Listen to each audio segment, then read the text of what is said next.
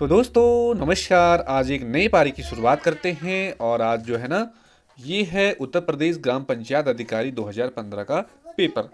तो दोस्तों आज हम स्टार्ट करते हैं और आज बहुत ज़्यादा अच्छा होने वाला है। तो पहला क्वेश्चन पढ़ते हैं, कर्कश का विलोम नीचे दिए गए विकल्पों से चुने। तो दोस्तों हम कोशिश करेंगे कि डायरेक्ट आंसर बताने की कोशिश करेंगे। तो कर्कश का जो विलोम होता है दोस्तों, ये ऑप्शन नंबर सी हो जाएगा, मधुर हो जाएगा। क्या हो जाएगा? मधुर। तो दोस्तों क्वेश्चन नंबर 2 है, जो इंद्र पर विजय प्राप्त कर चुका हो। तो जो इंद्र पर विजय प्राप्त कर चुका हो, इसका जो राइट आंसर होगा उस ऑप्शन नंबर सी हो जाएगा दोस्तों, उसे बोलते हैं इंद्रजीत। क्वेश्चन नंबर 3, उच्च कुल में पैदा व्यक्ति। जो उच्च कुल में पैदा होता है उस व्यक्ति को क्या बोलते हैं? तो दोस्तों ये हो जाएगा कुलीन। ईश्वर तुम्हें दीर्घायु दे अर्थ के आधार पर वाक्य का भेद बताइए। तो कौन सा होगा? ईश्वर तुम्हें दीर्घायु दे, तो एक तरफ से क्या हो रहा है दोस्तों, यहाँ पे इच्छावाचक है। ये क्या हो जाएगा? ऑप्शन सी राइट हो जाएगा। क्वेश्चन नंबर 5, श्री गणेश का विलोम शब्द है। तो दोस्तों श्री गणेश का जो विलोम हो जाएगा ऑप्शन नंबर बी राइट हो जाएगा, इतिश्री। तो क्वेश्चन नंबर 6, फूल का पर्यायवाची नहीं है। तो दोस्तों फूल का जो पर्यायवाची नहीं है, सबसे पहले फूल के जो पर्यायवाची होते हैं सुमन है, पुष्प है, कुसुम है। तो यहाँ पे पूछ रहा है कि फूल का पर्यायवाची नहीं है, तो ऑप्शन नंबर सी राइट हो जाएगा, तनुजा। तो दोस्तों क्वेश्चन नंबर 7, किस रस को रसराज कहा जाता है? तो उसका जो राइट हो जाएगा श्रृंगार रस।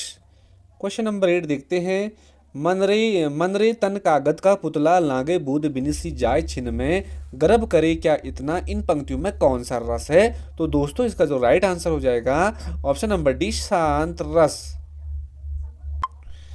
क्वेश्चन नंबर 9, जिस छंद में 4 चरण और प्रत्येक चरण में 16 मात्राएं होती हैं वो कहलाता है दोस्तों। तो ऑप्शन नंबर डी हो जाएगा, चौपाई कहलाता है वो। तो देखते हैं अगला 10वां क्वेश्चन, कल्प वृक्ष का पर्यायवाची है। तो कल्प वृक्ष का जो पर्यायवाची है ऑप्शन नंबर दे रखे हैं। पहला है पारिजात, सही है। कल्पतरु ये भी सही है। देव वृक्ष ये भी सही है। तो ऑप्शन नंबर डी हो जाएगा, ये सभी कल्प वृक्ष के पर्यायवाची शब्द है। तो दोस्तों बढ़ते अगले क्वेश्चन में।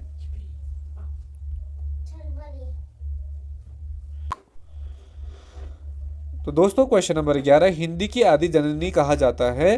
तो ये ऑप्शन नंबर 11 का बी हो जाएगा, संस्कृत को हिंदी की आदि जननी कहा जाता है। तो बढ़ते हैं अगले क्वेश्चन में। क्वेश्चन नंबर 12, हिंदी दिवस कब मनाया जाता है? तो दोस्तों हिंदी दिवस 14 सितंबर को मनाया जाता है। तो बढ़ते अगले क्वेश्चन में, अविकारी शब्द क्या होता है? तो दोस्तों जो अविकारी शब्द होते हैं ये अपव्यय होते हैं, अव्यय होते हैं, अव्यय। ऑप्शन नंबर सी राइट हो जाएगा। अगला क्वेश्चन, हिंदी वर्णमाला में व्यंजनों की संख्या कितनी होती है? तो हिंदी वर्णमाला में व्यंजनों की संख्या दोस्तों 33 होती है, 33। तो दोस्तों बढ़ते अगले क्वेश्चन में, इस समास में पहला पद संख्यावाचक कौन सा है? संख्यावाचक किसमें होता है दोस्तों? तो ये द्विगु समास में होता है। क्वेश्चन नंबर 22, राजपुत्र में कौन सा समास है? राजपुत्र में कौन सा समास है? तो दोस्तों तत्पुरुष समास है। निम्नलिखित प्रत्येक 4 विकल्पों में से बेमेल शब्द को छांटिए।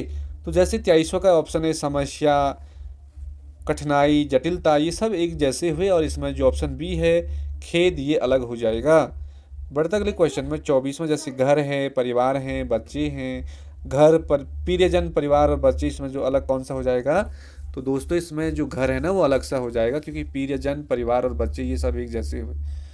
क्वेश्चन नंबर नेक्स्ट, जिस समास का पूर्व पद या पहला पद प्रधान हो उसे कौन सा समास कहते हैं? तो दोस्तों उसे कहते हैं अपव्ययी भाव समास। तो दोस्तों बढ़ते अगले क्वेश्चन में, दिए गए विकल्पों में से निर्गुण भक्ति काव्य के प्रमुख कवि कौन है? निर्गुण की बात कर रहा है तो सूरदास, कबीरदास, तुलसीदास, केशवदास। तो दोस्तों इनका जो राइट आंसर, जो कबीरदास जी थे, ये निर्गुण भक्ति काव्य के प्रमुख कवि थे, कबीरदास। क्वेश्चन नंबर 27, भारतीय संविधान में किस भाषा को राजभाषा के रूप में स्वीकार किया गया? तो दोस्तों हिंदी को राजभाषा के रूप में स्वीकार किया गया।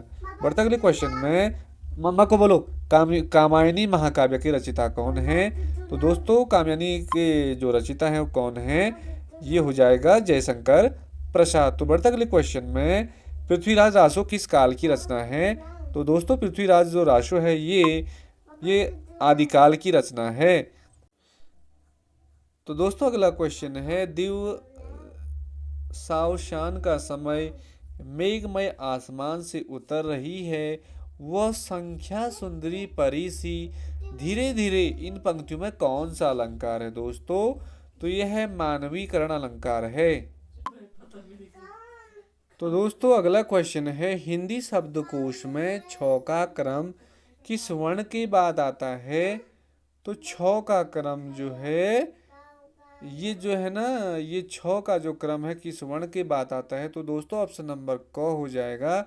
ये संयुक्त व्यंजन है तो छ का जो क्रम आता है वो क के बाद आता है। दोस्तों अगला क्वेश्चन है, खग जाने खग की भाषा लोक्ति का अर्थ है, इसका अर्थ जो हो जाएगा, समान प्रवृत्ति वाले लोग एक दूसरे को सराहते हैं।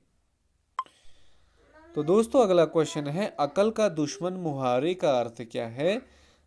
तो इसका जो राइट आंसर हो जाएगा, अक्कल का दुश्मन मुहावरे का जो अर्थ है तो ये हो जाएगा महामूर्ख। तो दोस्तों दिए गए शब्दों में शुद्ध वर्तनी वाला शब्द देखिए, सर्वोत्तम यहाँ पे गलत लिखा है, संसारिक गलत है, कृति भी गलत है, सच्चिदानंद। तो 36वां का जो राइट आंसर हो जाएगा बी हो जाएगा सच्चिदानंद। तो बढ़ता अगले क्वेश्चन में, उपसर्ग का प्रयोग होता है दोस्तों शब्द के आदि में, शब्द के मध्य में, शब्द के अंत में और शब्द इनमें से कोई नहीं। तो सभी को पता है कि उपसर्ग का प्रयोग शब्द के आदि में होता है, आदि में होता है। बढ़ता अगले क्वेश्चन में, मिठास शब्द में किस प्रत्यय का प्रयोग हुआ है? मिठास। तो दोस्तों मिठास आस आ रहा लास्ट में ना, तो 38 का सी हो जाएगा, मिठास शब्द में आस प्रत्यय का प्रयोग हुआ है। तो दोस्तों बढ़ता अगले क्वेश्चन में, सत्याग्रह का संधि विच्छेद होगा, तो क्या हो जाएगा इसका right answer? D, option number D, सत्यधन आग्रह हो जाएगा। बढ़ता अगले क्वेश्चन में, दो वर्गों के मेल से होने वाले विकार या परिवर्तन को कहते हैं, तो क्या कहते हैं उसको? उसे संधि कहते हैं दोस्तों, संधि।